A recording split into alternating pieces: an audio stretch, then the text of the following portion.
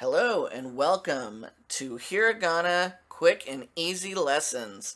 And I'm going to break down how to learn hiragana for anyone who doesn't know. Hiragana is the basic Japanese writing. There are three. There's hiragana, katakana, and kanji. So you always want to start off with hiragana. It's the basic learning of the Japanese writing.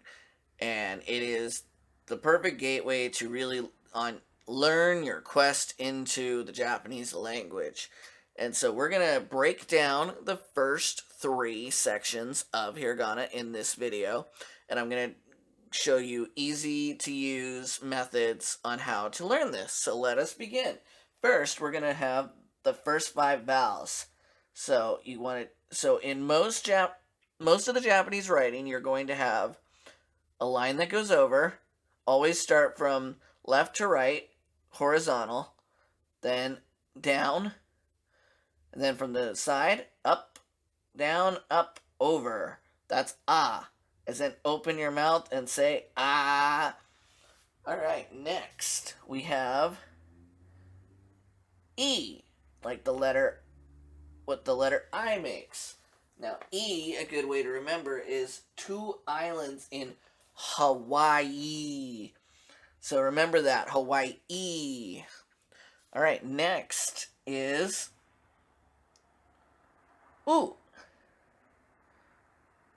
U is pretty simple. You start off at the top, make this little mark, and then you make this almost earlobe looking symbol. And it's U as in youth. A good example word for this is utsukushi, which means beautiful in Japanese. And for anyone who doesn't know, Japanese, the language, is Nihongo. Nihon being the country of Japan, and any language is country plus go. So Nihon go. Igiritsu go. But English is e go. Next we have A. And that makes an E sound. So a good example would be ego or ega, which is E-E-G-A or G-O. Both are very similar in pronunciation and writing, except for the ending, which ega means movies. Ego means English. Another good example is to remember, an elf is hanging ornaments on the Christmas tree. Let's see, arm, leg, or another good one is an energetic ninja. You can kind of see a Naruto run there. All right, last on this is O. So you over, down, and around, and that's O. A good example for this is O, a hole in one. So that one's pretty simple. Just remember O, and it kind of makes a circle in there, not a complete one, but that's just O as it is. All right, next set. My favorite of the bunch, the K's. So first we have Ka. So you're going to start left to right, then we come down one stroke, and then you're going to make a line, and then this little guy over here, just like O, and this is Ka, as in katana. An easy way to remember the hiragana here is Ka. A crow flies as it flies into a tree on the cliff top. Ka. Next we have ki. This is an easy one to remember. Ki. K-I. So, just like the last set, it's a, I, U, A, O. Ka, ki, ku, ke, ko. Sa, shi, su, se, so. And that's what we're going to be focusing on today. So, ki. It looks like a key. Now, a nice little tip, when we get around to katakana, ki is the same, except without this. Same with ka is the same without this line here. But that's quite a ways away. Let's just focus on hiragana for now. So next we have ku.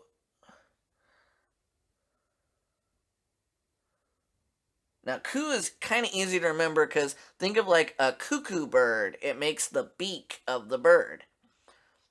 And a good example for this is kunai.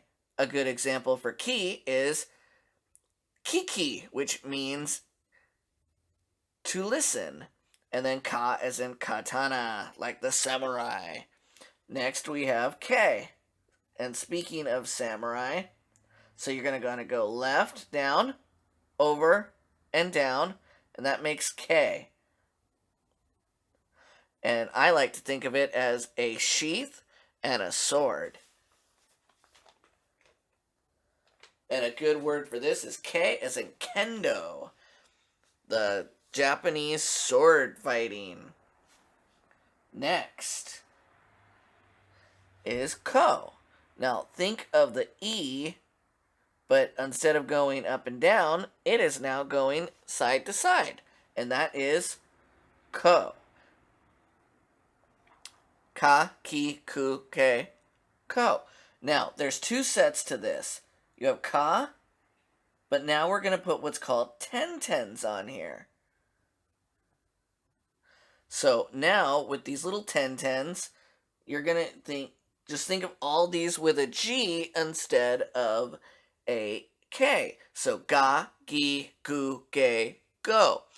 And I really like 10-10s because instead of having to learn 5 new hiragana, because we already have so many to learn anyway, now it's as simple as we have 5 new sounds without needing to remember new hiragana. So ga, gi, gu, ge, go. Next, the S's. So we're going to start off with over, down, and over. That's sa, as in samurai, but we don't spell it with that. You would spell it in katakana, which is really weird to me. We'll get into that later. So sa. Next we have shi. So up and down. Up. Next we're going to have su. And this one, really remember su here because this is used a lot. Both shi and su are used in many, many words. And for how the language structure works, we're going to be going over a lot of this, and I will be showing you quite a bit of it. So sa, shi, su, and next we have se.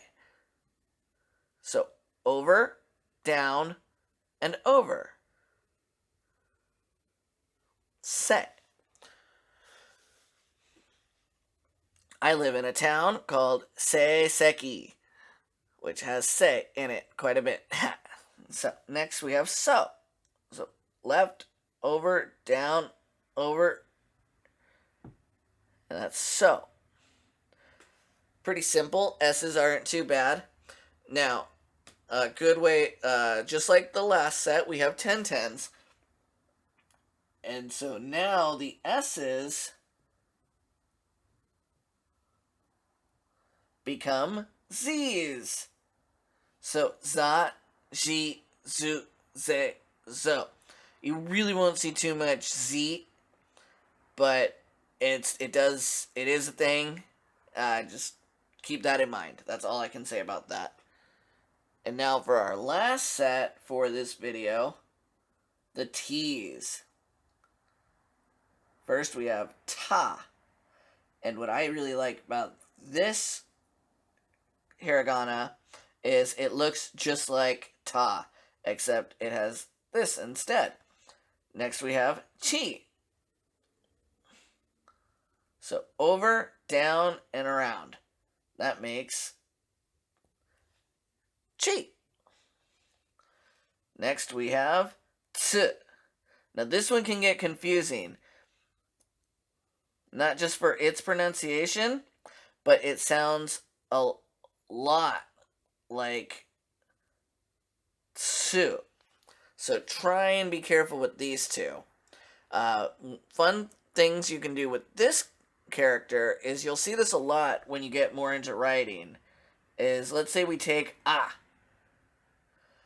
and now let's say you want to be surprised. You put a little t there, and ah becomes ah, like you surprised me. Ah, what did you do?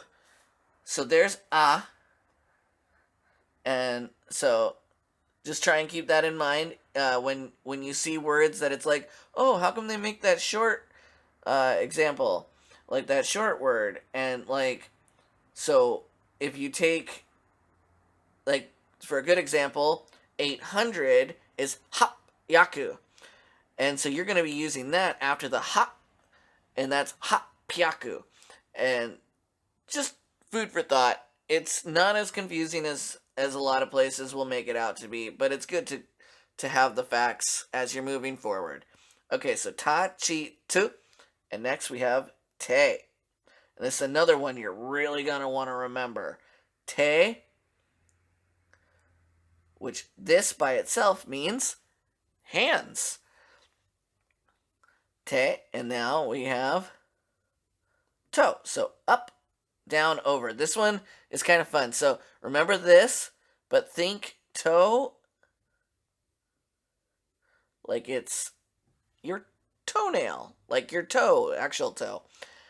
So pretty simple way. Now this one also has a set of tentens, and this one's pretty simple too. All of them get it, but only 3 of them you will realistically see. So this makes it into a D sound.